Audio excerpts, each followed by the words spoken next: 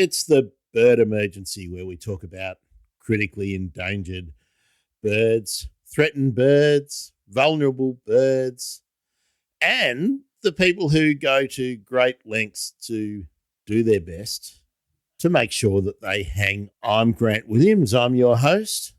I'm only a pretend scientist, as I've said before. I did horticulture once.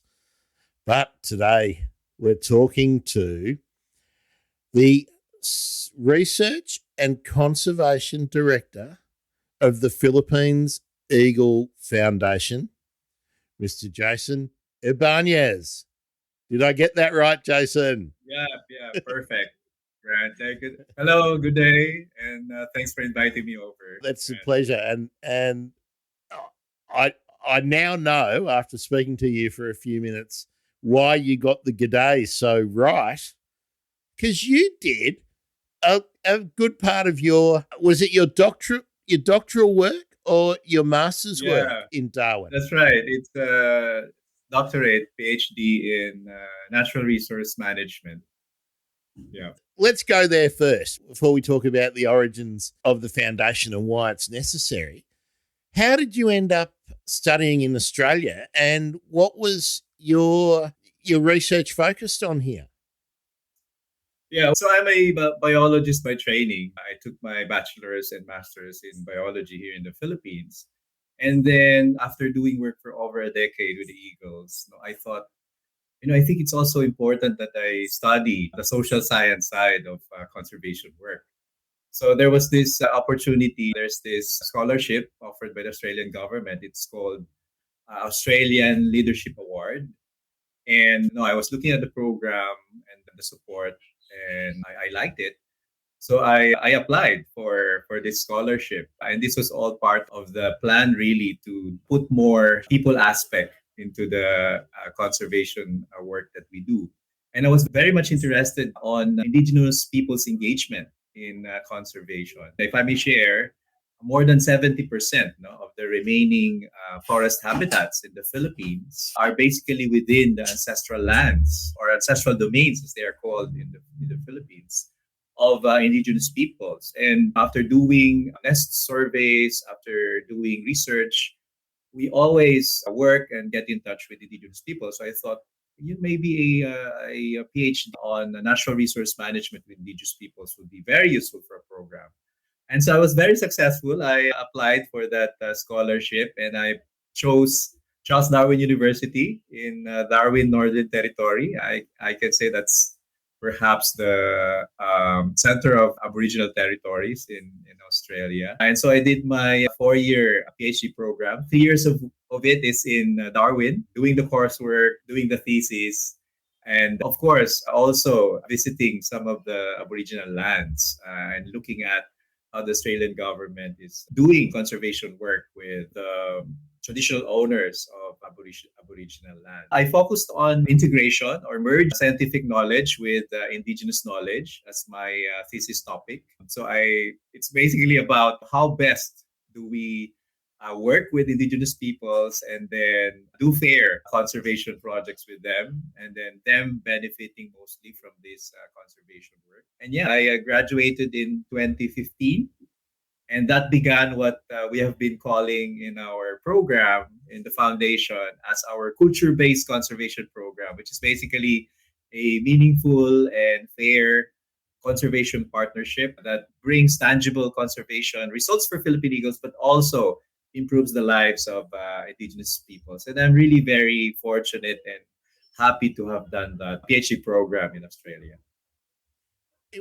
That must have been a really interesting time to be doing that kind of program in Australia, because it's really quite new that it's in the mainstream that the traditional owners here are involved in programs like that. And I've got a couple of episodes coming up, Jayson.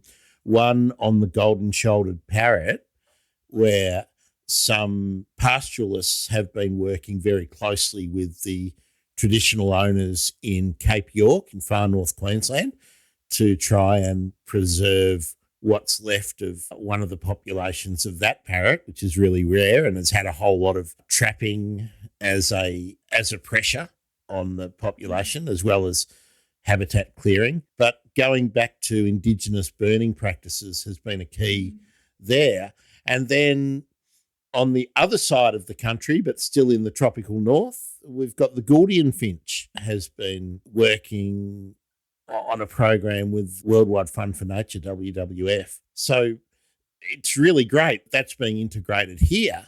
And I'm really pleased that our government in Australia has helped you take a really important segment of the conservation work back to the Philippines. Now, I'll do a spoiler here because not only has the Philippines Eagle Foundation been really, really successful in integrating community with conservation, another one of your foundations in the Philippines, the Katala Foundation, has used a similar model and had really great success in recent times as well. So looks like the way of the future.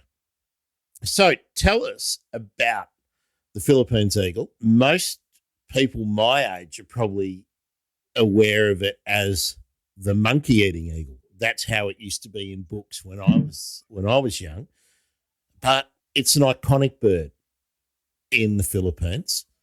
So tell us about how important the Philippines eagle is to the Philippines nation. The Philippine eagle is, of course, one of the largest raptors in the world. And it is also found only in the Philippines. No? And I think it makes perfect sense that for a national symbol, a bird that's unique only to a country would fit that distinction. The Philippine eagle was declared as a national bird in 1995, but unfortunately, although being declared as a national bird, our national symbol is still IUCN and critically endangered. Primarily because it's very much forest dependent. It couldn't live outside of the forest, and unfortunately, majority of the original pre-colonial forest cover of the Philippines is gone. According to projections, more than 90% of the Philippine archipelago, so that's 300,000 square kilometers, more than 90% was practically covered with ancient forests before Europeans came to the Philippines. But now that's only down to less than 20%.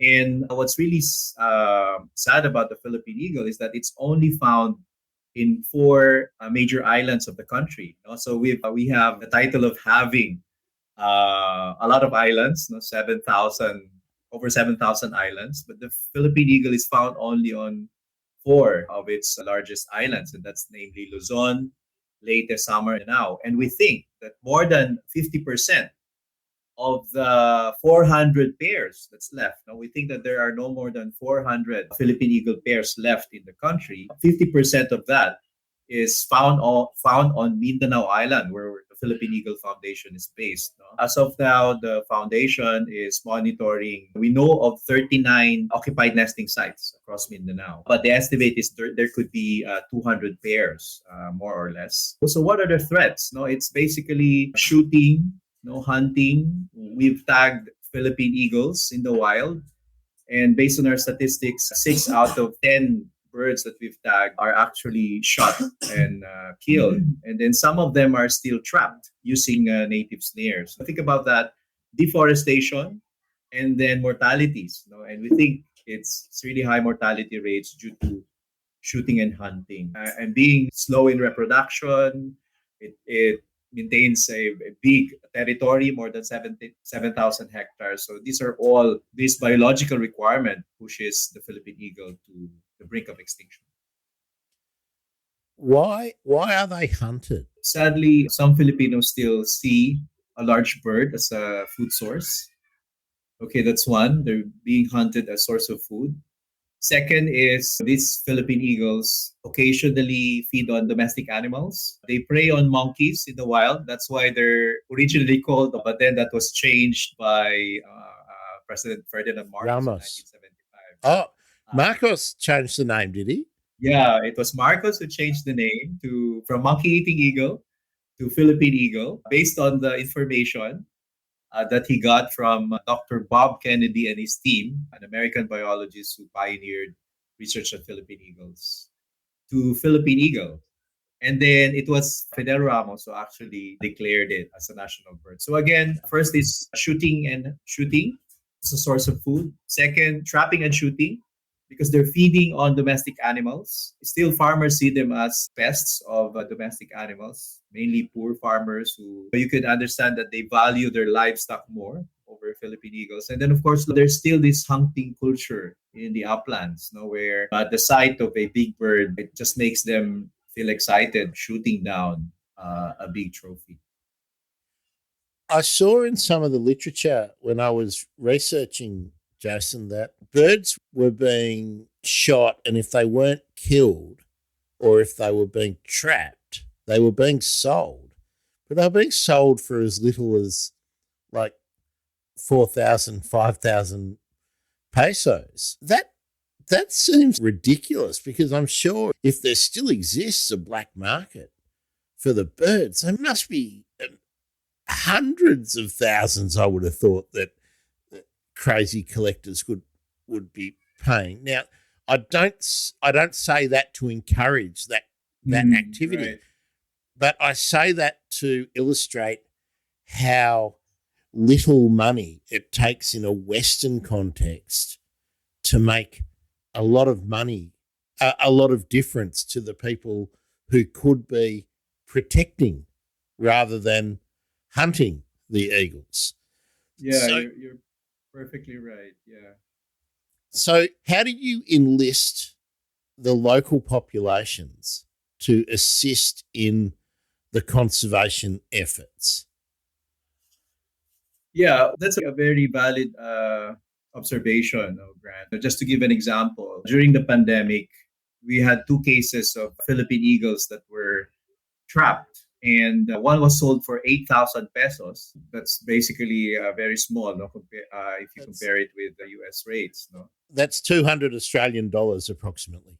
Right, yeah, 200 Australian dollars. And then another bird, which we just rescued last March, was sold for 5,000 pesos.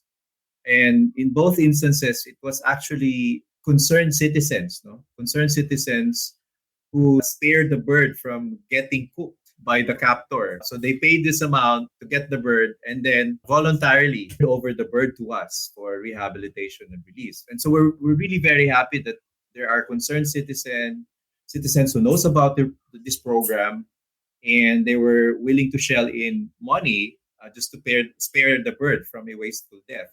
But I like your point about a very small amount of money that motivates these people to spare it from getting shot. So yeah, in terms of community-based work, again, unfortunately, we still have fellow Filipinos in the uplands who doesn't value the Philippine eagle as many of the lowlanders or people in the cities would value them. What we're trying to do with our community-based work is to make sure that once they decide to embrace conservation, they get tangible benefits and they work with us so that eventually they'll get to understand and embrace conservation work. How are you in the foundation trying to shift those attitudes where the natural world and everything within it is valuable? I'm guessing that forestry is still a major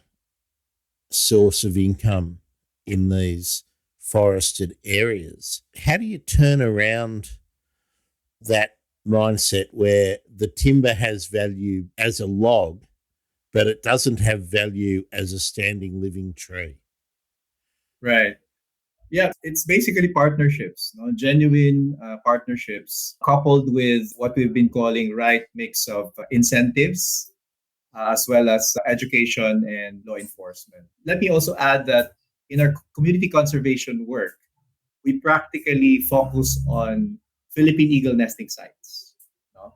And in the Philippines, although if you think about the forest, it's very remote. You might think that these places are not inhabited, but actually, majority of our forests are actually peopled landscapes. You have the indigenous peoples, you have the migrants, people who are trying to look for lands that they can till. So most of them go in the uplands, and they're mainly poor by mainstream standards. Okay, so nesting sites. Why? because Philippine eagles are very loyal to the places where they breed. These are essentially ancient nesting sites, and any nest site that's close to communities, they're very vulnerable, especially when they're nesting. Whenever we hear reports, local reports of nesting Philippine eagles, and they're very close to communities, that's where we go and invest on establishing partnership. I've mentioned the culture-based conservation approach. So what is this? This is offering a partnership with the community, helping them with meeting their aspirations. We help them in planning what they want or what they aspire in the next 5 years as development for their community. And then we help them achieve these aspirations. It could be economic, health aspirations, education aspirations, depending on what's on the plan. We find partners, we link them with partners, we provide capacity building, and by doing that, we slowly change the perception about the natural world. There are instances where communities, traditional practices that conserves biodiversity. So we reinforce that, we strengthen that. So again, it depends on the community, but a very important ingredient of our community-based conservation work is tangible benefits, including economic benefits. Let's pause there for a minute. We'll come right back to where you left off. But when did the foundation begin, and what has been what's really been the history of it, and what have been the really great successes that you can point to in the development of the foundation? Yeah. So, who's the Philippine Eagle Foundation? We're an NGO, a conservation non-governmental organization, not profit. The organization started in 1987. So it took off from a former national program for the conservation of eagles. The conservation program, as well as the research, started as early as the early 70s, but it was primarily a government program until during the early 80s, resources have dwindled, and the government wanted to close the Mindinao program. So that's where the first research and conservation program began on Mindanao. But then the staff then of the government program asked help from businessmen and politicians in Davao City specifically, and they reorganized the project into a non-profit project, and that's when the NGO started. So what are the key contributions of the organization for the past, I think we're turning 35 next year, no? So the past 34 years. First, of course, is the first successful breeding, conservation breeding of Philippine eagles in captivity. The first Philippine eagle was hatched in 1992. So that was a product of long years of experimentation, of training. We have our pioneer biologist, who have one of them who has retired already, but he also still acts as consultant. So he has to train with international organizations or zoos like the Peregrine Fund in UK, and then also in Canada organizations. And then when he came back, he implemented what he learned. And then that resulted to the first captive bred bird in 1992. So the bird was named Pag-asa, and Pag-asa is the Filipino word for hope. No? So that signaled essentially a hope for our national bird by through the contribution of conservation breeding. And since that time, we've bred 27 more birds, in captivity, including Philippine eagles and other birds. No? And two of the birds, actually, we've loaned as part of a species loan program to a facility in Singapore. This is the first species loan program for the Philippine eagle, partnership with the Singaporean government. The bird is now at Jurong Bird Park in Singapore, and then they're trying to breed these birds as well. So that's one, conservation breeding. Second is the first community-based conservation during the early 90s. So we've piloted, I believe, the first community-based efforts for conserving the wild population. And this eventually evolved into now what we call culture-based conservation, where we think that our approaches and engagement of indigenous peoples across the Philippines is very pioneering. We now have 15 indigenous communities helping out Philippine eagle pairs, preserving Philippine eagle pairs. And a specific program, which is I'm very proud of, which we have learned, or shall we say, innovated from the Caring for Country program of Australia. It's Ranger program. It's very popular in Northern Territory. We now also do our Forest Guard program with the indigenous people. So trying to provide decent income through forest guarding, but then also delivering clear conservation results. So I think that's three main things that the foundation is basically known for: conservation breeding, our pilot community-based work, and our culture-based conservation and the forest guard program. What are the tangible benefits that the communities get from being involved? You said you ask them to set their goals for a 5-year period. What do they usually aspire to? And after being involved, what do they usually find that they get, for want of a better term, but what do they usually achieve from being involved? Yeah. So, what are these tangible benefits? You'll be surprised if you look at their all. I think all of the conservation plans would mention livelihood assistance. Okay, it depends on their skills. So this is very much dependent on the competencies and existing skills of the community. Second would be educational support. No, it's a basic need. Families would want their kids to go to school. So this involves us brokering for construction and setting up of daycare centers, primary schools close to or within remote communities. And then there's also health concerns. No, we also go into that. No, facilitate access to basic health needs, like setting up health centers, getting a partnership with the Department of Health. So these are the three top aspirations. No? So for example, in one of our nesting sites, through a partnership with corporate funders, we were able to set up a full elementary school in a very remote community, and this was in early 2000. And the story of the community is that we don't want our kids to walk 4 hours, no, to get to the nearest school. Okay, then if we can help you set up a school here, would you help in protecting the Philippine eagle? So after that, the Philippine eagle pair breeds once every 2 years. We get to monitor the birds. We've organized forest guards. I think that's another tangible benefit. They get daily income from doing forest patrols. Okay, we favor them fairly. And then also, I guess, the non-material incentives, such as prestige and doing conservation work, and the government and the general public admiring, or shall we say, patting their shoulders for doing this. So again, a combination of material benefits, clear income. Now, we have indigenous women that we've trained to hand sew plushies, wildlife plushies, and then we sell them on their behalf as tokens. No? And these are really sources of additional income. And through that, they've learned to embrace the Philippine eagle as their own. They always say that because of this support, we've now considered our resident, our neighbor Philippine eagle family, as like a member of a family to us. So these things, attachments and embracing the Philippine eagle as part of their community are, I believe, long-term outcomes of conservation. Philippines is a big place. It's far flung. These forest habitats are far from your major cities and towns. And in some places, indeed, I think getting to the centre and the west of Mindinao can be challenging.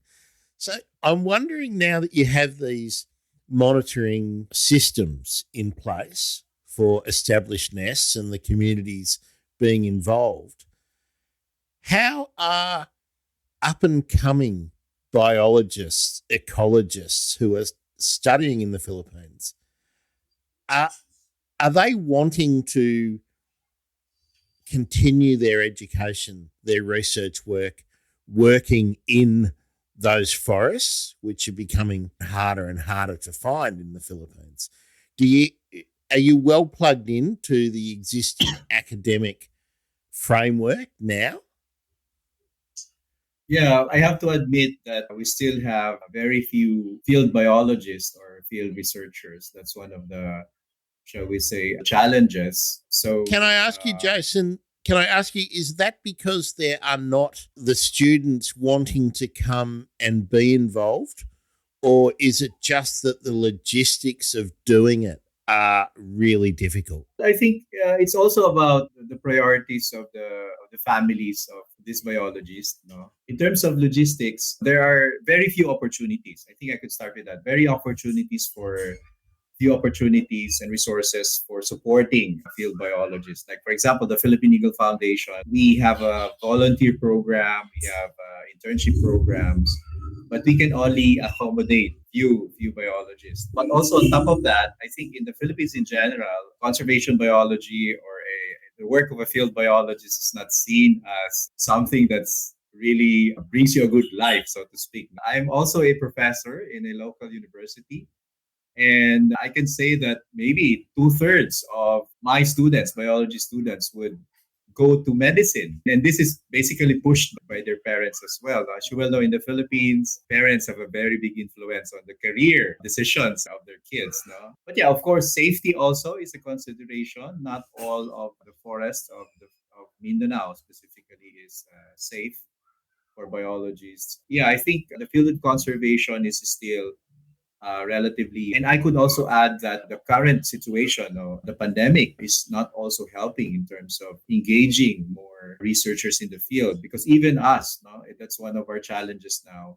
It takes a lot of resources to organize field expeditions, and then it's challenging to bring people in the field. So yeah, I think everyone knows this. The pandemic really has a large impact on conservation work, as well as developing new talents to join the very few network of conservationists and field biologists in the Philippines.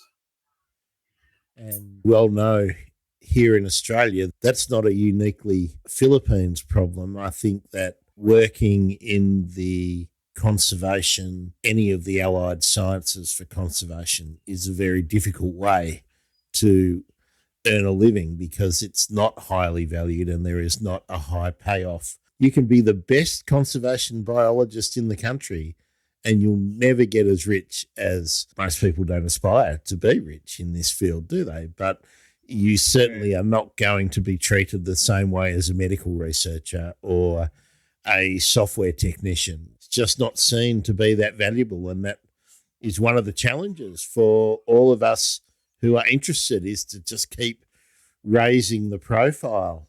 I was wondering, Jayson, once you have a foundation established and you have great partnerships, I noticed that USAID have been a partner long term with the foundation. But do the government see that as a way to not continue to be committed to providing support and resources, even if it's logistics or if it's army protection or whatever, if you need to go into some of those dangerous areas? There are some security concerns in some parts of the Philippines for non-locals. Does the government still want to be active, or do they now say, you've got the foundation, you look after it? The government, of course, has a program for the conservation of the Philippine eagle. It's lodged in the Department of Environment and Natural Resources. So they have a separate program. And this is where they're investing their own resources. No? Of course, we're very happy that the government provides. No? I could say that during the pandemic, our partnerships with the DNR across different regions allowed us to rescue Philippine eagles, no, across Mindanao. In fact, we've rescued 10 Philippine eagles already just within the pandemic period. And that's the highest rescue rate ever in just 1 year. In the past, we rescued two Philippine eagles, on the average two Philippine eagles per year, but now 10 Philippine eagles, which is really alarming. So we very much treasure the partnership we have with the national government. But finance wise, no, we're not getting much of that. But we do get support from the local government units. And I believe it is the local government units, no, the municipalities, the provincial government, who are now stepping up in terms of protecting their natural resources within their territories or within their backyards. So we have wonderful partnerships with local government units. Just last March, one municipality celebrated its town festival in honor of a Philippine Eagle family within their territory, and they called it the Banog Banog Festival. The Philippines, we have lots of festivals, and this municipality, which is Manolo Fortich in Bukidnon, is one of the very few municipalities who solely dedicated a festivity in honor of their Philippine Eagle family. And then our Forest Guard program is supported by the local government unit. In Davao, we have almost 200 forest guards looking after four Philippine Eagle pairs, and they're paid and then they're equipped by the city government of Davao. And we facilitate this project. Of course, more resources are needed, but this is very promising. And again, we're trying to step up our advocacies and partnerships so that more local government units would help in and invest on using the Philippine Eagle as a flagship of forest conservation. I'll have to get the details off you later, but I want to go to that festival. I want to go. That brings me to the thought about developing ecotourism as an income stream for these regions. Do you think that is a sort of short to medium term possibility, or is that quite a long way off into the future, assuming that we get past COVID in the next couple of years? Yeah, definitely ecotourism is a promising venture for community based, or shall we say, biodiversity friendly enterprises. Although we think that including the Philippine Eagle as part of the ecotourism experience, at least in the wild, is we don't recommend it. There are people who thinks that bringing in bird watchers or photographers to Philippine Eagle nesting site and experiencing the birds while they're nesting could be it brings in funds, but we think that it's very risky, especially since we're dealing with an IUCN critically endangered species. But agricultural tourism, experiencing forests, experiencing wildlife, I think it has great potentials, especially now where I think tourism is also moving towards outdoor activities, because in a way that's kind of safe, no, as far as COVID is concerned, as long as you're practicing proper social distancing, so people can easily practice that in the outdoors in our region. That's essentially the tourism direction, and but it takes, I think, a lot of relatively some investment in terms of training communities as effective tour guides, the provision of the services to your potential tourists. In fact, we're also doing that. We've trained some community members on basic cookery and as effective tour guide, but the enterprise hasn't taken off yet. But it really has a great potential as additional enterprise, no, and income source for communities. You mentioned that there's been some successful captive breeding. How adaptable are you finding the birds to life in captivity? And what are the real main challenges to setting up a successful breeding pair in captivity? Yeah. So adaptability of the birds, we think that through proper and sound animal husbandry techniques, we can really maintain them in captivity. And we have cases of birds that really lived a full life in captivity. And as I've said, we've bred them successfully. 28 Philippine eagles bred in. I think the major challenge really is rearing or taking care or raising these chicks and then getting them ready for a life in the wild. That's still a big question mark, or shall we say, ongoing experiment on our part. We released three captive bred birds, and unfortunately, two of them died, and then one we had to capture it again and bring it back to captivity because it's basically used to people. It's used to people, so it won't survive in the wild. So I guess that's the big gap: rearing the birds suitably, and then before we release them back to the wild, because that's the intention of the conservation breeding program. Really is not to breed birds and then release them in vacant habitats or in populations whose numbers are really very low. It's relatively, of course, an expensive program. And recently, we also have the challenge of development, increasing build-ups around our conservation breeding facility. We run the Philippine Eagle Center. It's the only conservation breeding facility in the whole world here in Davao City. But unfortunately, development is progress is increasing around the center. We think that the facility is vulnerable to exotic diseases such as avian flu and Newcastle's diseases, poultry diseases. So we're now thinking of setting up a new facility that's relatively isolated. And we're looking at the numbers; it's quite expensive.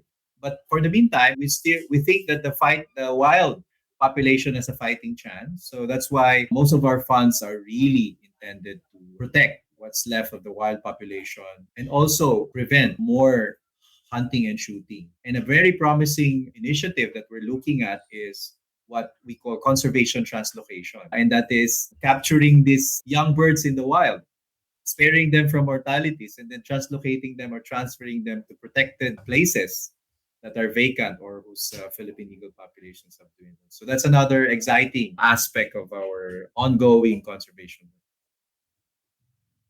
How many suitable places around the Philippines are there that might support a translocated pair? We think that the forest of Leyte in central Philippines are suitable habitats. We've been doing surveys there since 2013. And unfortunately, we haven't seen the birds yet. No? And we think it's either the population numbers there are very low or we've lost the Philippine eagles totally in this place. It's very interesting. No active nest has ever been discovered on the island. And there are even no rescues of Philippine eagles, no? Also from the same island. The last sighting of a juvenile Philippine eagle was Oh no, Jason looks like he's hung up and gone. Hopefully he'll be back in a moment. Let me see if I can get him out and get him back. No. Jason, you're back. There we are. That's okay. That's okay. That's okay. I know what it's like. It's no better here a lot of the time. Now, we were just talking about Leyte, and you were saying there have been never been found an active nest in Leyte. I was wondering where in Luzon are they still hanging on? well in Luzon, you still have them at the northern Sierra Madre Mountains, or practically the whole Sierra Madre Mountains of the eastern side of the island. So we still have eagles there. We've seen them before. And then, interestingly, in 2015, we found the first Philippine eagle active nest in Apayao. That's in Cordillera, northern Cordillera. So this is really very interesting because in the past they thought Philippine eagles doesn't exist in the northern Cordillera side. So this is in the middle part of northern Luzon, mainly within the provinces of Apayao and then also areas of Ilocos Sur. So after 5 years of searching for them, we finally found the first active nests. No? Not only on Apayao, but the first Philippine active nest on Luzon. We know that the eagles are there, we see them, but we never found any active nest. So we think you still have a good number of Philippine eagles on Luzon Island, but there are places where we think they've been lost already. So, for example, in Mount Banahaw in Quezon Province, that's a big protected area. We think they're lost there. The Zambales Mountains, and this is in the west side of the island, and then perhaps also in Bataan. So these are actually potential release sites, no? As long as they're pretty much protected, and of course the people are willing and interested to help with restoring a national icon within their territories. Perhaps that idea of ecotourism is more appropriate in Luzon than trying to apply it to Mindanao in the short term. So that I'm a bit amazed that there are so many places in Luzon where they either might still be or could be re-established if the stock could be found. And you mentioned Samar, didn't you, as being one of the islands where they still exist. How big do you think the population is Well, there? Summer Island still has a good lowland forest. I don't know the exact figures, but I think maybe still 70 or maybe 50 to 70% of the island still has good tracts of lowland forest. And we've seen nesting birds in Samar. We've seen one in center part of the island. We've rescued several birds from there, and we've seen several pairs. We think that the population in Samar is pretty much in good shape. And we're thinking of in terms of in the future conservation translocation, Samar could be a good source population. Young birds, more than 2 years old, leaving their parents' territory, wandering around, and that's several years. No? Before a Philippine eagle becomes sexually mature, male eagle should be around 7 years old, while a female eagle should be 5 years old. So just imagine, 2 years old to 7 years old. That's 5 years of floating around, and that's when they get shot or trapped. Majority of the eagles that we've rescued 89 Philippine eagles already since the program began. Nearly all of them are actually immature birds. So just imagine if we can spare this surplus, floaters, as they are also called, birds with no territories yet, save them from getting shot or killed, and then translocating them to places that are safe. So that would improve the numbers, reduce mortality rates, and increase survival rates. Have you got plans for a structured pilot program for translocation? Yes, we're actually doing that. The preparations, including social preparations in Leyte. I'm happy to share that the Australian government actually is supporting us on this, the Australian Embassy. We're now on our second year of support, trying to establish protected areas within Leyte. Of course, we don't want to release the birds in Leyte unless the place are protected in paper, but also functionally protected. And then we have now host communities who have been working with. We have three communities already in two possible big forests where we think we can release the birds. We've now established a forest guard program there. We're providing livelihoods, and we're building a network of partnerships, from corporate partners, LGUs. Two of the LGUs, these are municipalities, are now in the process of creating ordinances that would declare the Philippine Eagle as their flagship. And these municipalities will be your host release site. So all of this, now slowly but surely, we're trying to build constituency awareness. And once we get the permit from the national government, we'll start translocating birds to Leyte, mainly from Mindanao, and then maybe in the future from Samar Island. Is the genetic diversity of all of the populations adequate? Yes, it's adequate. There's still good genetic diversity. We have colleagues from a university in Luzon, University of the Philippines, Diliman. They did the genetic studies of Philippine eagles. All eagles from different islands are just one species, and there's still genetic diversity. And we can practically move around individuals without causing any genetic effects or deficiencies to the birds. So again, we have the genetic evidences that we can do conservation translocation. There's an impetus, especially now in Mindanao. What's happening with the birds? We've rescued again 10 birds. I just imagine if future birds, we can spare them from getting trapped or shot and then move them to safe places. And then also we're building a constituency. I think the idea really is to bring back a predator to a forest ecosystem where the apex predator, the Philippine eagle, has been potentially lost. The local government likes the idea. It makes sense. And the Philippine eagle is a good flagship also for conserving forest in general. Yeah. Right. I have to ask, it's been bothering me since we first talked about the bird being hunted and being eaten. How can they taste better than a chicken? I don't really know. I don't really know. Do people think they taste good? Or are they being eaten for? I think part of it is necessity, but also even the hunters themselves. There was one interview I did, practically cooked a Philippine eagle, and He didn't like the meat. He said that it's tough. It doesn't taste good. So I think the hunting culture, in a way, drives them to shoot a large bird, but they don't really get a good benefit out of it. We can understand that for those who owns live piglets and even who are attached to their dogs, because eagles sometimes also take on dogs and cats, domestic cats. They have a motivation to do, but we're trying to turn that around. You mentioned something about black market. Fortunately, the Philippine eagle is not in the illegal wildlife trade business, which is thankfully it is not. Just imagine if the Philippine eagle feather is as valuable as an ivory.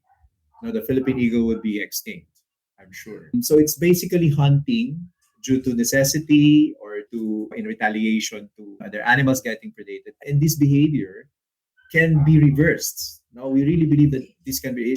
We just need to invest on improving it. It boils down to poverty. Many of the hunters or those shooting the Philippine eagles are really hard. People stealing eaglets from the nests, expecting a few thousand pesos of reward. No? This is basically because of poverty. And if we can address that and turn that around, then there's still hope for the national bird and biodiversity in the Philippines. Now, when you're involved in a conservation effort that involves preserving habitat, you are preserving all of the species that are in that habitat. So, what are there other species that the foundation has started to turn its attention to, or are you only focused on the eagle? Yeah, we're very much focused on the Philippine eagle, of course. As a flagship species, we think it's easy to fall in love with the Philippine eagle. It's a very charismatic bird. We're also using the Philippine eagle as an umbrella species. As you've mentioned, all biodiversity that's within the territory of a protected park intended to conserve a pair of Philippine eagles, say 7,000 hectares of Philippine eagle territory that's protected, that also practically protects other species. So we're not really focusing on other species. It's basically just the Philippine eagle. We're at the center, of course, we rescue and rehabilitate other birds of prey. You were about to tell us about some of the other birds of prey species that you rescue. Tell us about the other significant birds of prey that exist in the Philippines. Yeah, we have the endangered, IUCN endangered Pinskers hawk eagle. So this is a species of diurnal raptor that's found only on Mindanao and the Visayas region. Okay, and then another endangered species is, of course, the Philippine hawk eagle in Luzon. Okay, they were formerly the same species. No, these two new species belong to the same species, but then because of genetic data, there was a split. So from a vulnerable status, they now became each species now became endangered.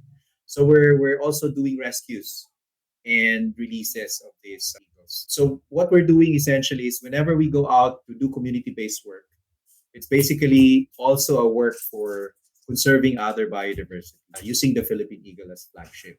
Hornbills, we have three charismatic hornbills in on Mindanao. You have the Southern Rufous hornbill, you have the Rice hornbill, and Mindanao hornbill. And these are all IUCN threatened species. Okay, we also have several plant species or trees. Nesting trees of Philippine eagles are at the same time endangered. The Lawaan, a group of trees, Masiga. So we think that by sticking with the Philippine eagle and using it as an umbrella, as a flagship, as an indicator species, we're also conserving the rest of Philippine biodiversity, at least the forest's ecosystem. How many raptors are there in the Philippines, approximately?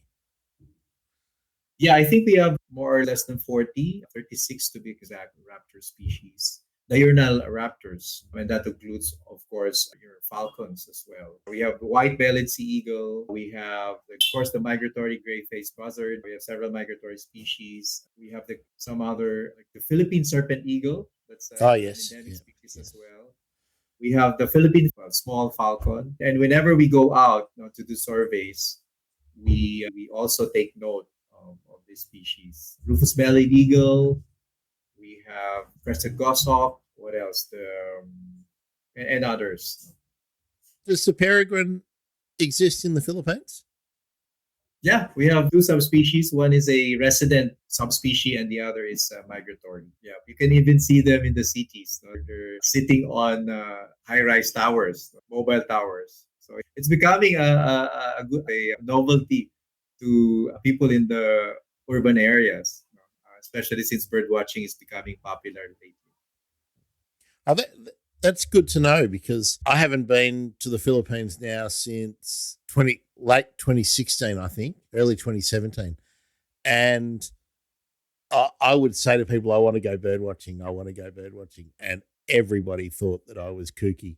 They're just like, what? So I'll be really happy if it catches on quite a bit. Same as camping. No one seemed to like the idea of going camping. I think trekking would be mountaineering would be a more popular term here in the Philippines. We have a good number of mountaineering groups across the country. There are also networks. We get volunteers from these networks. So yeah, trekking and mountaineering, and it's also becoming a popular, shall we say, ecotourism initiative. There are indigenous peoples who are organized trekking, mountain trekking. We have one partner community whom we have assisted, and they were very successful at organizing this group trekking or mountaineering. So I think that's a very popular outdoor activity in the Philippines.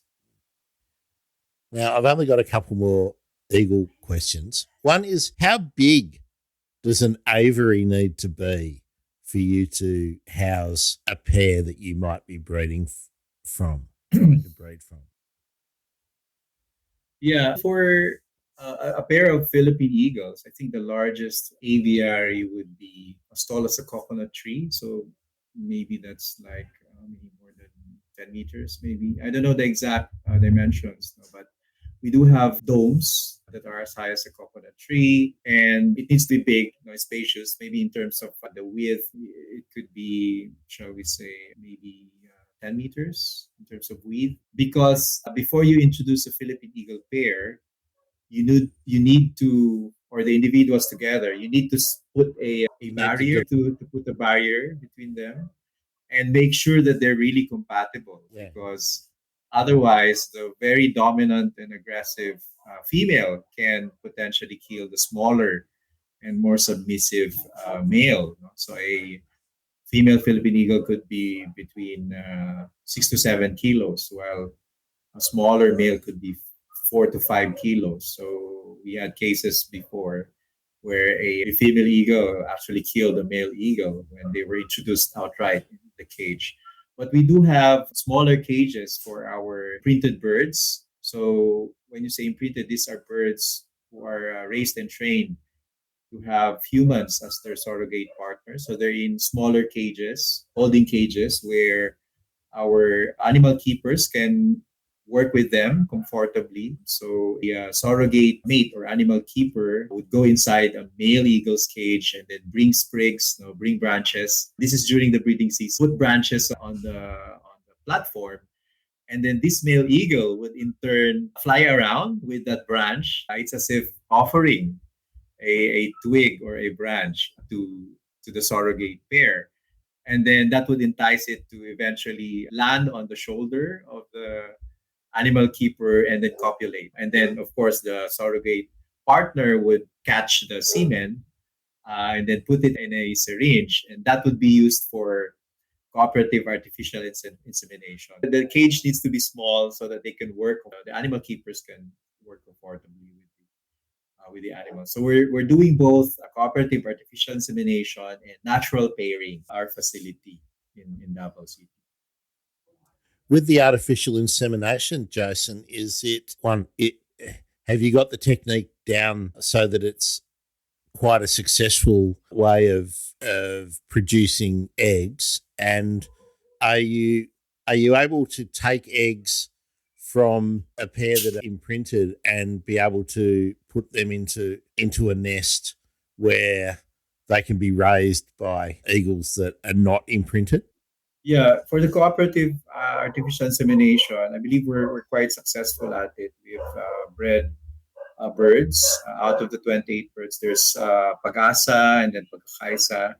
They both came from the same female, and then a few more birds. And then we're also successful at the natural pairing techniques, where a natural pair lays an egg, we take the egg and then artificially incubate it. You mentioned something about natural rearing. So that's basically after the egg hatches in the incubator.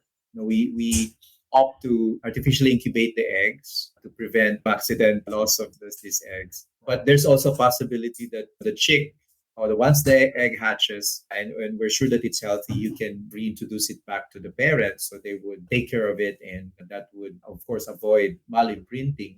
No, we haven't done that yet. That's one of the things we want to do once we transfer to a different facility. Our biologists at the Philippine Eagle Center came up with specific cage designs. There's a specific cage for that. And that's one of the things we will be doing fundraising for next year with establishment of the satellite facility. And so, yeah, we think we've mastered cooperative artificial insemination techniques. The only reason why we're not producing birds now is that the our birds, many of our breeding birds are already old. So they're practically retirees and they're not as productive. Now we have a new batch of young eagles, but we're still waiting for them to Transition start. period. Yeah, transition period. So while in the transition period, we're planning to invest more on establishing the facility, the right facility with the right equipment and tools. And that's hopefully at the foot of Mount Apple, which is a natural habitat and very safe for the Philippine eagles. It's also far from built up areas and also community. Last question on the husbandry and whatnot of the eagles. When you remove an egg and incubate it in the incubator, do you give the birds a dummy egg, a replacement? Yes. Yeah. Yeah. So the guys at the so that's disclaimer, no, I don't do that on a daily basis. No, I'm more of a field worker, but Yeah. our colleagues at the breeding facility, they do that. They replace it with a dummy egg Yeah. and take it away again after a few days, because in the past we do double clutching. That would allow the pair or the female to lay an egg again. So we had cases of successful double clutches. Oh, that's good. The knowledge is obviously being built up year after year. You build on every little discovery and hopefully greater and greater success. Jayson, if someone's listening and they want to support the work that the foundation does, what's the best way for them to support financially or in any other way? We would really appreciate, if you can spread the word about the work that we're doing. If you want to know more about our operations, our activities, check our website. It's www.philippineeaglefoundation.org. And if you also wish to donate, to help us fund the care of Philippine eagles in captivity at the center, we have so at the moment, 36 Philippine eagles that we're taking care of. Some of them are breeding birds. And then we also have over 100 more animals, rescued wildlife, raptors, and also mammals such as deer and even crocodiles. We have rescued crocodiles also. So any amount that you can donate to us, to sustain our work, especially in this pandemic. Unfortunately, because of travel restrictions, we've lost many of our visitors. Our visitor traffic has gone down substantially from over 200,000 visitors every year pre-COVID. We only got 2,000 in 2020, 2,000 visitors. So that really financially hurt us. So any amount that you can donate would be very much appreciated. And also, please like our Facebook page. We post on social media our work with communities, our rescues and releases. We've released 4 Philippine eagles already during the pandemic period. And we're fundraising to release 2 more Philippine eagles that we have successfully rehabilitated. So again, if you can help us make this happen, this would mean a lot to the Philippine eagles and also the places where they will be released to, because we're starting efforts also to conserve these patches of forest. Now, you heard it from Jayson there. You can spread the word by sharing the podcast and checking out the Facebook page. Obviously, I'll have all the links in the description and make it easy for you to check out more and more. of the foundation's work. Jayson, I nearly forgot you. I'll never hear the end of it from my friend Jesse if I don't ask you about, was it Pamiana? Tell me the So yeah, story.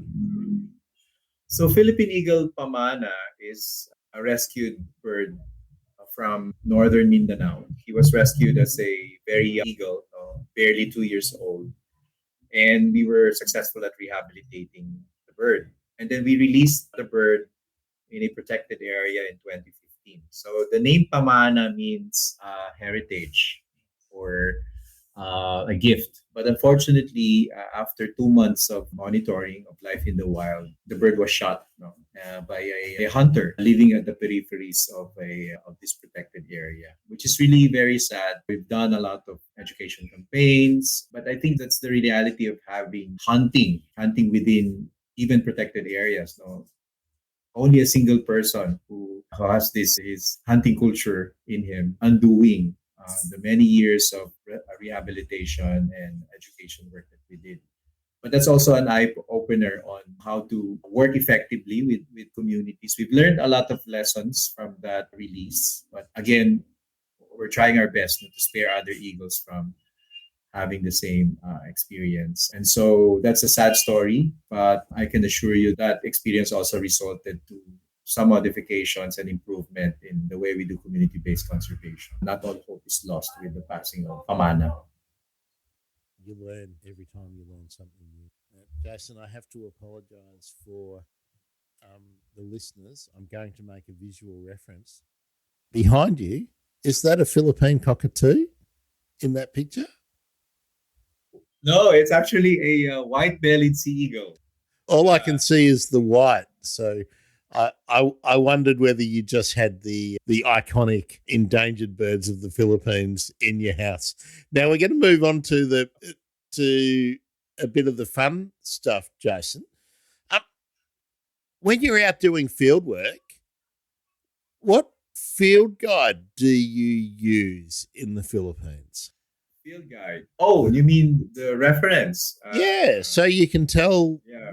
what it is you're looking at. We've been using the classic Guide to the Birds of the Philippines by Dr. Bob Kennedy and his co-authors. One of the co-authors of this book, Field Guide to the Birds of the Philippines, is our former research director, one of my mentors, Dr. Hector Miranda. So he actually did the painting, the plates for raptors, including the Philippine Eagle in that book. So I had a very special gift. Hector and I had the signatures of all the authors in that particular book.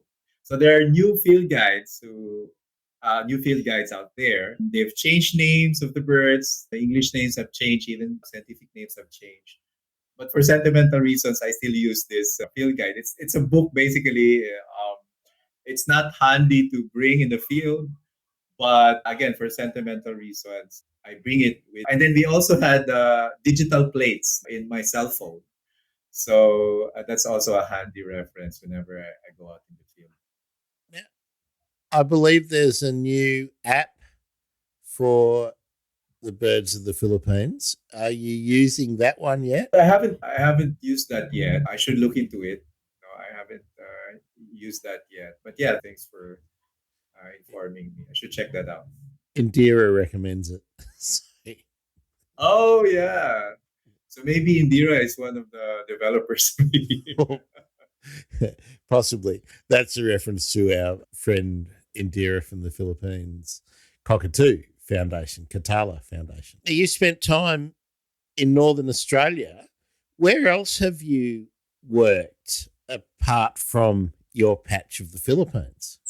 Basically, it's just the Philippines in terms of fieldwork. I had training in some places. Like I was very fortunate to do a almost 2 months internship in Panama with the Peregrine Fund. They have a very impressive conservation program for the harpy eagle. That's where I had the chance to handle a female harpy eagle, which which is really huge. It's shall we say the heavyweight of the raptors, no? And that's where I learned also telemetry techniques. They were monitoring harpy eagles, attaching satellite transmitters And that's where basically I got a skill. And then when I went back to the Philippines, and that was in 2008, I went back to the Philippines. I started also the same program, and we've now tagged, if I'm not mistaken, 26 Philippine Eagles with trackers already. So yeah, that was a very foundational experience, getting to see the forest of Panama, and then also working with the wonderful guys. Very good fun there. There's so many questions I could ask you about the telemetry that you might have gathered, but maybe we'll leave that for a follow up Yeah. episode, which I'm sure will be required.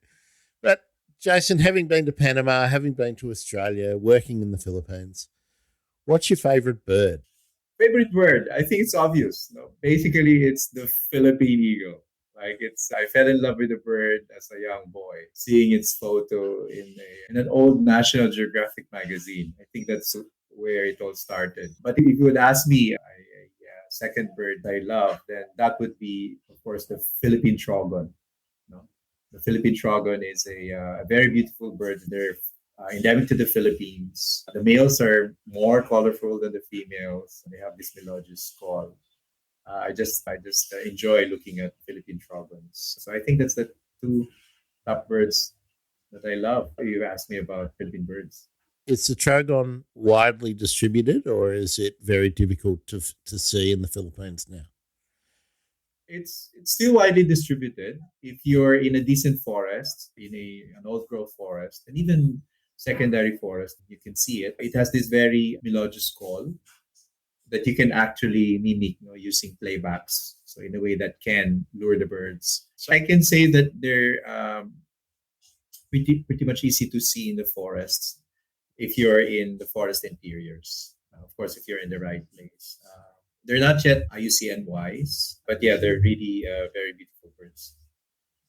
I'll put that on my list. Now, Jayson, where's your favorite? Would be happy to bring you to places here in I, Mindanao where we could see don't, them. don't worry. I'll be tapping you on the shoulder and asking for some localities. What's your favorite place that you have been bird watching? Favorite place, that would be Northern Cordillera in Apayao province, where we saw the first active nest of Philippine eagles in Luzon. It's one of the last strongholds of lowland forest in the country. And what I really admire is they have this traditional practice in that part of Luzon. You have there the indigenous Isnag tribe, and they have this practice of protecting or setting aside forests whose owner has recently passed away. So they call it lapat. And we believe that it's this practice that kept the forest intact across generations. So if you again you mentioned about ecotourism, this is a perfect place for bird watching. You can see magnificent birds just beside the road. They don't hunt the birds. Guns are banned, within the province. You don't see. There's very few people who's hunting these birds, and I believe that's the reason why the birds there are relatively not afraid of people. So you can see them up close. There was a plan by the provincial government to popularize bird watching prior to COVID, but again, unfortunately, COVID came, so that plan didn't materialize. But it's so beautiful that we've been helping the province have it declared as a UNESCO Biosphere Reserve because we believe that it's one of the best examples of culture and biodiversity existing together. And I guess that's the reason why the Philippine Eagles are also there. So, Apaya would be a good place to go, Grant, if ever you can visit the Philippines. I'll be happy to bring you there. I'll be back as soon as I can, as soon as they let us out. Jayson, have you got a location that is on your bucket list for bird watching or just for enjoying nature in general? Bucket list in the Philippines, that would be Palawan. I haven't explored the forest of Palawan. Of course, you don't have Philippine eagles in Palawan. That's why we never had the chance to do field work there. But I've been to conferences in Palawan and Puerto Princesa. but I never really had the chance to go inside the forest and do bird watch. I've intended to visit Indira, who is a close friend. We were both recipients of the Witty Fund for Nature grant from UK, including another dear friend from the north who's working on Philippine crocodiles, the IUCN critically endangered crocodile. He's also the operations director of Mabaya Foundation. So we both want to go to visit Indira and also do bird watching in Palawan. So that's in my bucket list. Hope to do that soon. And After the pandemic. and anywhere worldwide that you've got penciled in that you really would love to get to? That would be any place in South America and do bird watching as well. No, I had a chance to see the birds of Panama. I would want to see birds in South America, tropical jungles. So, what's the bucket list bird? The bucket list bird. I haven't really thought about that. I still in that space of basically seeing as many birds as possible from different places. But perhaps top of the head would be the kakapo, perhaps. The kakapo? Yeah, kakapo. Subject of the last episode of the bird emergency. That's good. I'll tune into that. Yeah. And is there, when you're out in the field, is there a piece of equipment that you couldn't live without? A piece of equipment would be, of course, binoculars, and that's Swarovski binoculars. Okay. Yeah, I have this gift. So are they 8x50s or what? What it's basically 10x42. 10x42. I just did a bird watching this morning. We're celebrating, of course, it's International Biodiversity Day today. We're managing a woodland, and part of the celebration is a public bird watching activity. So I was, just showing off the Swarovski 10x42 binoculars that I got as a gift from one of the master lensmen. So he visited the Philippine Eagle Nest on Mindinao. He was really very happy, and he gave us 6 Swarovski binoculars and 2 field scopes, and it's still with us today. Very durable and high quality. Well done, you. Well done, Swarovski. Good on you for supporting the foundation. That's nice, getting a couple of field scopes. Very nice. Very good investment. Now, do you keep a list? Can you tell me your number? Oh, you mean the birds that I've Yes. Well, I've lost track of it. Sorry, Grant. Oh no, I have lost track of it. That's good. We say that the bird nerds, bird people, are on a spectrum, and at the extreme end of that spectrum are the people who can tell you the number, and they can tell you how many in each family, and they can tell you how many on each continent. So good. I'm not in that bracket. No. Me either. A long way. When you go out, you've been out today on a public event, but when you go out bird watching for yourself, do you keep a note mentally of how many you've seen, or do you just enjoy the experience?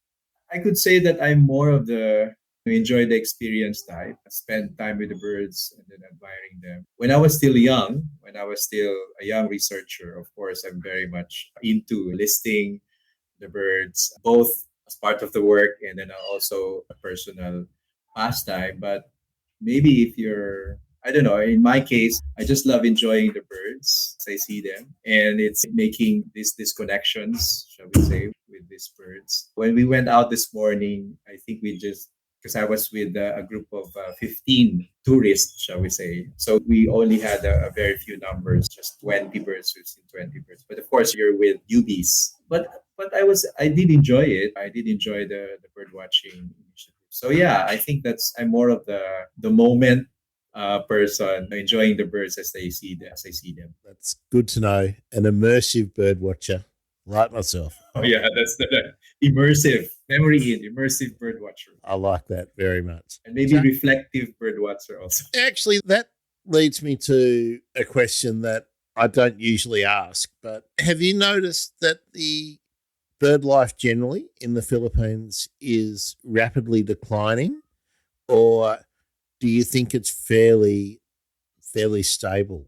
Bird life in general, I believe, is still unstable in the sense that we're still losing forests. You would imagine that with perhaps increasing awareness and values for more protected areas, that more areas get functionally protected. But sadly, still some sites are still being deforested as we speak, especially now, no, during the pandemic we've seen more slash and burn farming because rural communities have to cope up with economic hardships. No, they need to produce more food and sell their crops. But I think we've also seen resilience among some bird species. They're hanging out, they're hanging in there. For example, in this small patch of forest that we did bird watching, we heard calls of the hooded, which is it's not an endangered species, but it's a ground bird. And you would think that they're vulnerable to exotic rodents or rats, no? But in this particular small forest, it appears to be still there, no? And then some parrots, and then guayabero, and some endemic birds. So as long as they're not shot or killed or trapped, we think that they can really adjust to some modified forest or even small patches. So that in a way is a ray of hope for these birds. But overall in the Philippines, we still need to do more work in terms of protecting and restoring forest habitat, which is our ancient vegetation, by the way. We need to rebuild more forests in the Philippines, and we need to do it soon. I can't resist this, Jason. How did you say the hooded? What was that? The hooded. Hooded pita. Now you spent time in Darwin. You know how we would say that here. Hooded pitta. To do I never, what's this? Because some of my Filipino friends, they got the accent when they went back to the Philippines. I never had it, so. Of course, we've got the noisy pitta, mate. The noisy pitta. Jason, it's been a delight. I hope that the travel restrictions and everything come down fairly soon, and perhaps we could do a follow-up episode sitting at the same table, and maybe without your family having to duck down and run backwards and forwards. Tell them I'm very sorry for them. They really didn't need to try and hide.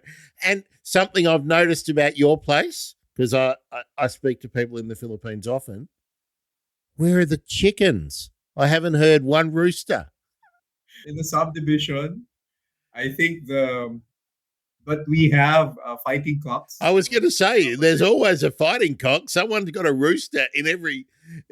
I never speak to anyone in the Philippines without hearing a rooster. So I'm fortunate that I'm maybe like 100 meters away from the closest poultry. But yeah, well, but I have dogs and I have cats. Now sometimes the cats would pass in front of the computer. They're outside, so. Don't worry, the listeners have met your dogs. That's been great. Thanks so much, Jason. I hope that you just go from strength to strength with the foundation, and many more nest sites are discovered, and that you win the war. You win the war to save the Philippines eagle.